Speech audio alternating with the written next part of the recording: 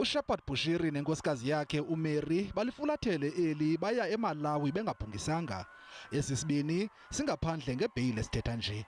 Ngethuba esisibini sasivele enkundleni abezotshutshiso bayiveza into yokuba mabangayinikwa ibheyile kuba kungenzeka baqhweshe balifulathele eli, yaye nesebe lezekhaya lavakalisa ukuba esisibini sikweli loMzantsi Afrika ngokungekho semthethweni. Benza isifungo phambi kwenkundla ukuba baza kuyithobela imiqathango yebheyile, ukanti ibutho lookhetshe lithi lisayiphanda lenyewe.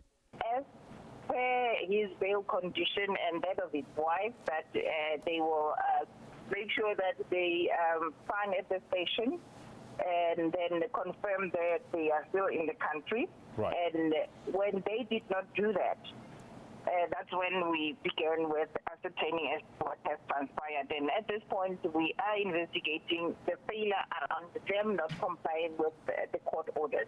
uSherperd Bushiri nenkosikazi yakhe bakhuphe ingxelo besithi baseMalawi bebanga ngelithi boyikisela ubomi babo. AbakwaBushiri bebebekelwe imiqathango engqingqwa kuquka ukunikezela ngamaphetshana ukuhambela kwamanye amazwe kwabasemagunyeni kwanokuba bangayitsibi imidayeli loMzantsi Afrika.